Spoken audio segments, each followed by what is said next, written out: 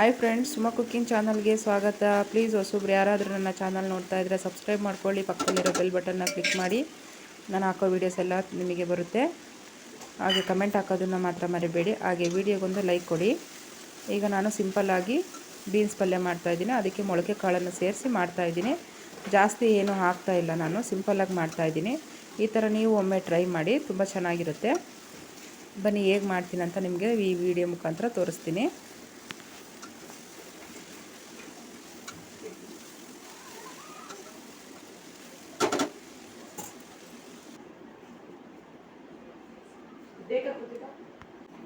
ನೋಡಿ, ನಾನು ಬೀನ್ಸ್ನ ಒಂದು ಪ್ಲೇಟಷ್ಟು ಬೀನ್ಸ್ ತೊಗೊಂಡಿದ್ದೀನಿ, ಬಿಡಿಸಿ ತೊಳ್ಕೊಂಡು ಇಟ್ಕೊಂಡಿದ್ದೀನಿ. ಒಂದು ಬೌಲಷ್ಟು ಮೊಳಕೆ ಹುಳಿಕಾಳನ್ನು ತೊಗೊಂಡಿದ್ದೀನಿ, ಮೊಳಕೆ ಕಟ್ಟಿರೋಂಥದ್ದನ್ನು. ಇದೆರಡನ್ನು ನಾನು ಬೇಯಿಸ್ಕೊಳ್ತೀನಿ. ನಾನು ಕುಕ್ಕರಲ್ಲೇ ಬೇಯಿಸ್ಕೊಳ್ತೀನಿ, ಚೆನ್ನಾಗಿ ಬೇಯುತ್ತೆ. ಸ್ವಲ್ಪ ನೀರನ್ನು ಹಾಕ್ಕೊಳ್ತೀನಿ ಇದಕ್ಕೆ.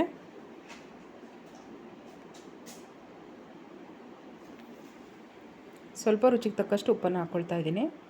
ನಾನು ಬೇಯಿಸುವಾಗಲೇ ಉಪ್ಪು ಹಾಕ್ಕೊಳ್ತೀನಿ. ಇದಿಷ್ಟನ್ನು ಬೇಯಿಸ್ಕೊಳ್ತೀನಿ.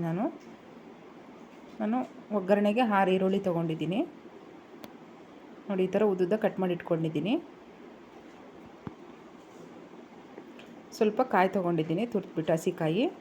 ಈಗ ನಾನು ಬಾಣಲಿಗೆ ಸ್ವಲ್ಪ ಎಣ್ಣೆನ ಹಾಕ್ಕೊಳ್ತೀನಿ.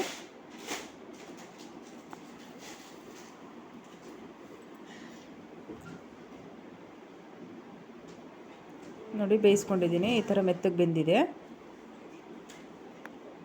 ಈಗ ಎಣ್ಣೆ ಬಿಸಿಯಾಗಿದೆ, ಈರುಳ್ಳಿನ ಹಾಕ್ಕೊಳ್ತೀನಿ.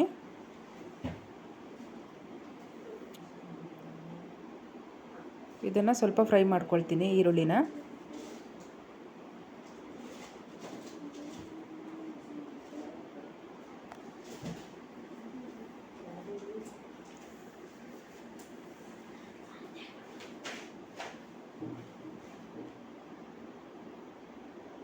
ಈರುಳ್ಳಿ ಸ್ವಲ್ಪ ರೋಸ್ಟ್ ಆಗಬೇಕು. ಆ ಪಲ್ಯ ಜೊತೆ ನಾವು ತಿಂತಾಯಿದ್ರೆ ಈರುಳ್ಳಿ ಮಧ್ಯದಲ್ಲಿ ಸಿಗುತ್ತಲ್ವ, ತಿನ್ನೋದಕ್ಕೆ ರುಚಿ ಚೆನ್ನಾಗಿ ಬರುತ್ತೆ.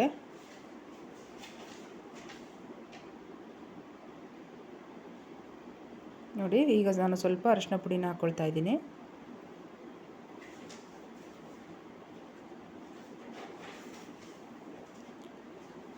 ಫ್ರೈ ಮಾಡ್ಕೋಬೇಕಿದ್ದನ್ನು ಕೂಡ. ಈಗ ನಾನು ಒಂದು ಸ್ವಲ್ಪ ಖಾರದ ಪುಡಿನ ಹಾಕ್ಕೊಳ್ತಾ ಇದ್ದೀನಿ. ಖಾರ ನೋಡಿ ನಾವು ಹಾಕ್ಕೋಬೇಕು. ಇದಿಷ್ಟನ್ನು ನಾನು ಫ್ರೈ ಮಾಡ್ಕೊಳ್ತೀನಿ ಎಣ್ಣೆನಲ್ಲೇ.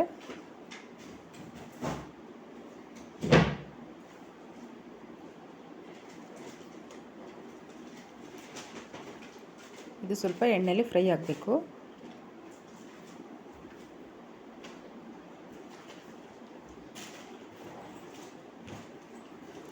ಈಗ ನಾನು ಇದಕ್ಕೆ ಬೇಯಿಸಿರುವಂಥ ಬೀನ್ಸು ಮತ್ತು ಮೊಳಕೆ ಕಾಳು ಎರಡನ್ನೂ ಹಾಕ್ಕೊಳ್ತಾ ಇದ್ದೀನಿ. ಇದರಿಂದ ನೀರನ್ನು ಕೂಡ ತೆಗೆದಿದ್ದೀನಿ. ನೀರು ತೆಗೆದುಬಿಟ್ಟು ಬಸ್ದುಬಿಟ್ಟು ಹಾಕ್ಕೊಂಡಿದ್ದೀನಿ. ಆ ನೀರನ್ನು ನಾನು ವೇಸ್ಟ್ ಮಾಡೋದಿಲ್ಲ. ಆ ನೀರಿಗೆ ನಾನು ಗೊಜ್ಜನ್ನು ಮಾಡ್ಕೊಳ್ತೀನಿ.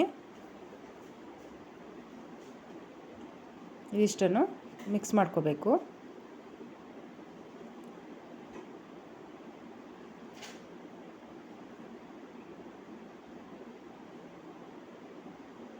ಇದರಲ್ಲಿ ನೀರಿನ ಅಂಶ ಇರೋದೆಲ್ಲ ಫುಲ್ಲು ಹೋಗಬೇಕು. ಡೀಪಾಗಿ ಫ್ರೈ ಮಾಡ್ಕೋಬೇಕು ಇದನ್ನು ಫುಲ್ಲು.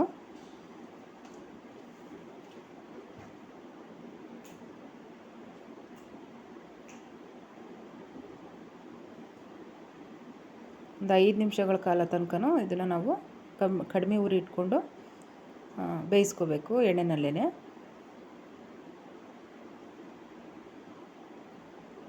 ಅದು ಎಣ್ಣೆಯಲ್ಲಿ ನಾವು ಉರಿತಾ ಇದ್ದರೆ ತುಂಬ ಸ್ಮೆಲ್ ಗಮ್ ಅಂತ ಬರುತ್ತಾ ಇರ್ತೈತೆ.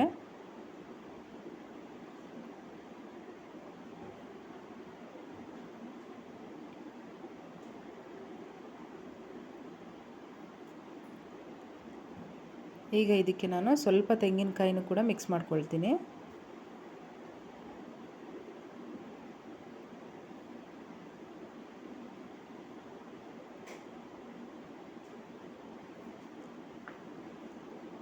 ತೆಂಗಿನಕಾಯಿನ ಹಾಕ್ಕೊಂಡು 1-2 ನಿಮಿಷಗಳ ಕಾಲ ಹಾಗೆ ಫ್ರೈ ಮಾಡ್ಕೋಬೇಕು.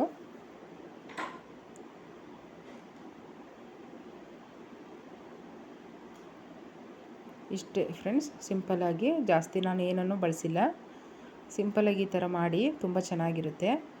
ಸೈಡ್ ಡಿಶ್ ಆಗಿ ತಿನ್ಬೋದು. ತುಂಬ ರುಚಿನೂ ಕೂಡ ಇರುತ್ತೆ. ಉಪ್ಪನ್ನು ಹಾಕಲ್ಲ ನಾನು, ಯಾಕಂದರೆ ಬೇಯಿಸುವಾಗ ಉಪ್ಪು ಹಾಕಿದ್ದೀನಿ.